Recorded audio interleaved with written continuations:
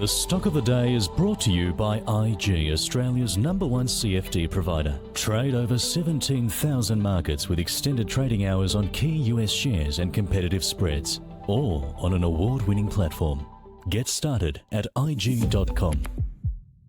Well, not hard for guessing for what our stock of the day is. It is, of course, Nvidia. Goodness, wasn't this result highly anticipated?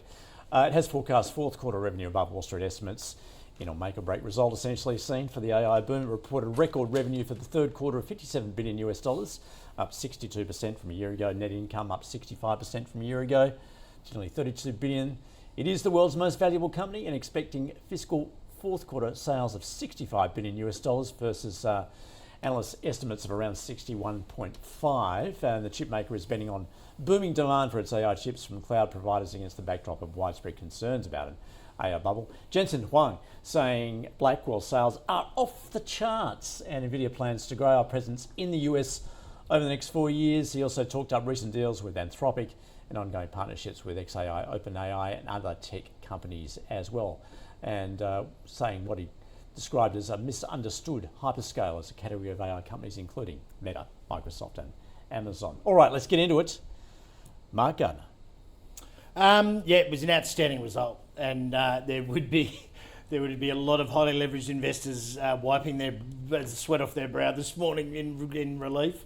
And look, it was belted into the I think it's flat for the week after rallying nearly 10% this morning, or over the session today. And I don't really understand why it was hit into the result, because if one thing Nvidia has done extraordinarily well for the last 3 years is report well. Jensen's always great at pushing the future prospects, and but I mean, as you can see there though, it's not immune to an occasional dip, because the market does get carried away with it. It's an incredible company. I couldn't buy it here at the moment, despite the fact that I don't think you'll go too far wrong buying it here at the moment, to be honest. But I'll go back to something that Mark Moreland said earlier in the day. I think there's now other opportunities in this next phase of AI where I can't see Nvidia doing the kind of returns that it did for the next 5 years, but there's a bunch of other really. So if you've owned Nvidia and you've taken the ride, I'd definitely be trimming here and maybe exploring other options, for instance like Duolingo or AppLovin or whatever, because we saw this with the internet. The internet boom was basically the hardware guys and were the early winners, and then the likes of Meta and these guys didn't come along until the tech bubble had burst, and 2 years later.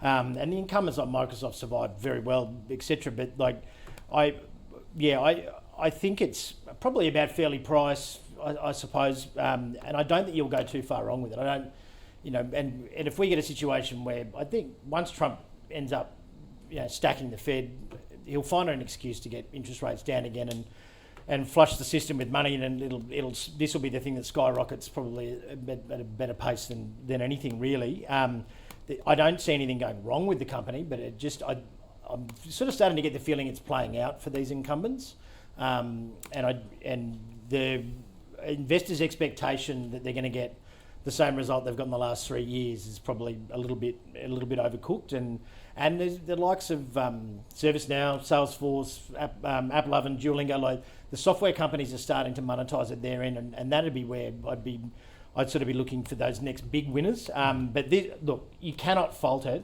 And the Blackwell chip thing, they've all got these inference chips now, but they're still buying Blackwell. It doesn't really matter. I was really concerned that these specific chips for specific jobs was going to start to eat into it, but basically, I don't think it even reduced the backlog of orders, to be honest. So and the restriction is power, basically, and deploying this stuff. So, all right, I'm going to say it's a hold at this point, but potentially a trim. Potentially a trim just for other opportunities in the same space. But you're definitely buying this on dip. If the market has a freak out and this goes anywhere below $140, you are buying the hell out of it. Mark Ball. Well, it's my biggest position. So I agree with what Mark said. I think Nvidia will be 10 trillion within probably 3 years. I think well before the end of the decade. You look at at the moment, their Like they've guided, and they've been very good with their guidance. They don't take a wild punt. They've given up plus or minus 2% variation of 65 billion for the next quarter, which is up from 51 billion quarter three, and they've got a 75% profit margin. And 8 billion more than the analysts were expecting. They are the queen of data centres. The spend, and one of the things Jensen said is they're expecting the spend over the next 3 years to be up 3 to 4 trillion. So it's going to average. We're going to get to a trillion a year average, and Nvidia gets about 30% of the spend on total spend on data centres and so on. So that means they're going to be 300 billion a year at 70% margin. So there's no reason why it shouldn't get to 10 trillion. And the business is much more than just chips. They've got all the networking and the whole stack to be able to deliver AI factories where the ASIC suppliers can't really do that. There's plenty of use cases for ASIC chips, and all the hyperscalers use them as well. But Nvidia, I see them having no problem maintaining this growth rate for the next 3 or 4 years. So it's hard to see why it wouldn't be 10 trillion by then. Having said that, that's still a good return. Yep. But otherwise, I agree with Mark. There's lots of others, because they don't have the law of large numbers acting against them, because it's already 5 trillion. I'm saying get to 10 trillion, but that's only doubling. Now, that's still good. Yeah. It's great.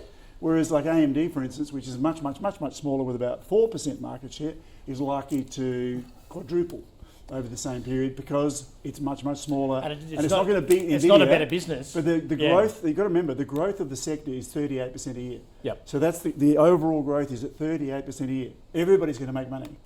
So, all right, so you own it? Yes, and I've trimmed it a bit, but only because I want to put some money into things that I think are going to significantly outperform that, like Duolingo. All right, so we'll call it a hold? Oh, yeah.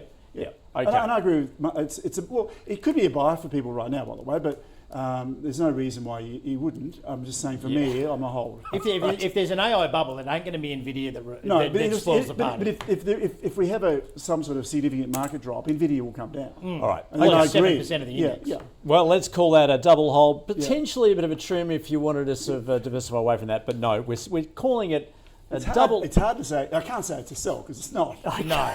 Let's be clear. It is a double hold for our stock of the day, Nvidia. Okay, we can accept that. The stock of the day was brought to you by IG. Trade over 12,000 shares and ETFs, including major tech giants with extended hours on an award-winning platform. Get started at IG.com.